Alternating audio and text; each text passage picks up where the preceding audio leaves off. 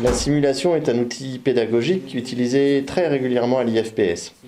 Son utilisation se fait dans un milieu sécurisant et sécurisé. Elle bénéficie autant aux acteurs qu'aux observateurs. Elle nous permet de percevoir comment les apprenants construisent leurs connaissances, leurs actions, leurs pratiques. Ceci nous permet donc d'accompagner au plus près les élèves et les étudiants dans leurs pratiques professionnelles de tous les jours. Ces séquences, au départ un peu redoutées, sont de plus en plus plébiscitées tout au long de la formation.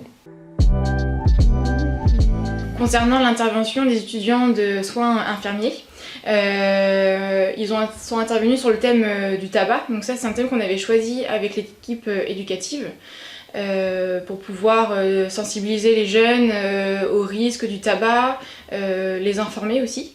Et les étudiants, du coup, ont créé des ateliers de façon ludique pour aborder ce thème. Donc ils ont créé entre autres un escape game pour parler des risques du tabac. Quoi de mieux que nos pairs pour nous initier, nous sensibiliser à des apprentissages spécifiques. C'est ce que nous réalisons à l'IFPS sur les soins d'urgence et de réanimation. En effet, les étudiants de 3e année s'occupent d'initier leurs collègues de 2e année aux soins d'urgence et ce pendant 3 jours.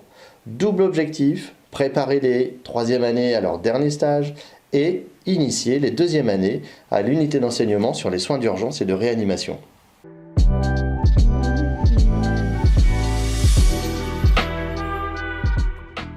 Certaines modalités d'enseignement permettent de laisser libre cours à la créativité et à l'imaginaire des étudiants.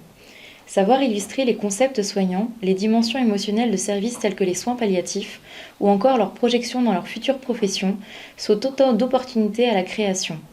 La dynamique des équipes pédagogiques soutenues par la direction de l'Institut met tout en œuvre pour créer un espace d'échange et d'expression pour les étudiants et les élèves.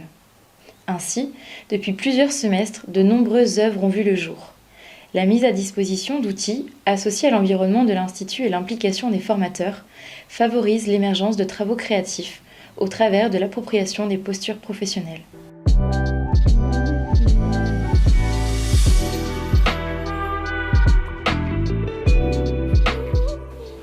Bonjour Inès, aujourd'hui on se voit dans le cadre de notre suivi pédagogique.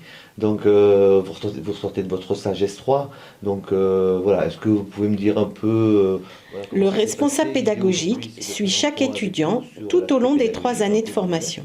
Bonjour Rafik, moi là je sors de mon stage S3 que j'ai fait du coup en réadaptation. Il planifie avec l'étudiant des temps de rencontre individuels pour évoquer le parcours à l'Institut, en stage et le vécu global de la formation. Je vais au stage S4-2, je vais au Cambodge. Tout à fait. Du coup avec une camarade de promotion.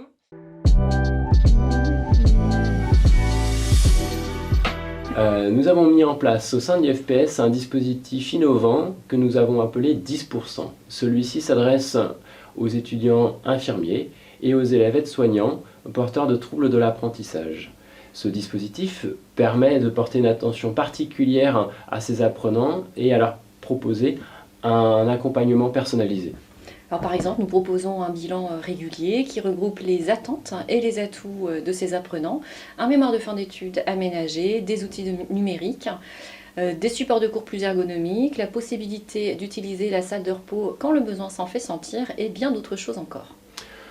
Vous l'avez compris, nous allons au-delà des aménagements compensatoires du type tiers-temps ou temps compensatoire préconisés par les orthophonistes notamment. Alors, par ailleurs, il est important de souligner que l'ensemble de l'équipe pédagogique est sensibilisée à ces troubles des apprentissages.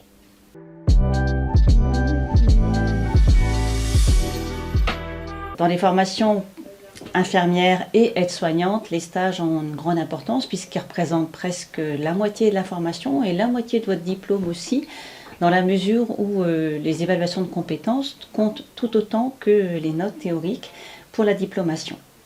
C'est pourquoi nous sommes particulièrement attentifs à construire pour vous des parcours de stage qui soient professionnalisants, attractifs et qui vous permettent aussi de construire au mieux votre projet professionnel en fonction des secteurs vers lesquels vous ambitionnez de travailler par la suite. Nous sommes adossés à l'hôpital Guillaume Régnier, l'hôpital de santé mentale, Nous avons aussi de nombreux partenariats avec tous les secteurs de santé et médico-sociaux du département, que ce soit le CHU de Rennes, les différentes cliniques, les EHPAD, les foyers de vie, les centres de soins et aussi depuis peu les maisons de santé.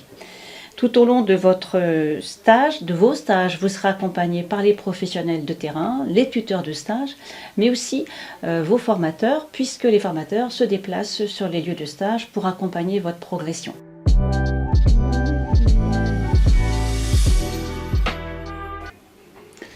Une particularité de notre institut, c'est notre participation à une expérimentation avec les autres IFSI des départements du 22, 35, 56 et avec les universités de ces départements. Et donc dans le cadre de cette expérimentation, les étudiants vont sortir avec le diplôme d'état d'infirmier et une licence en santé. Et également, les étudiants qui le souhaitent peuvent aussi passer à une sélection pour accéder à la deuxième année de médecine ou de maïeutique.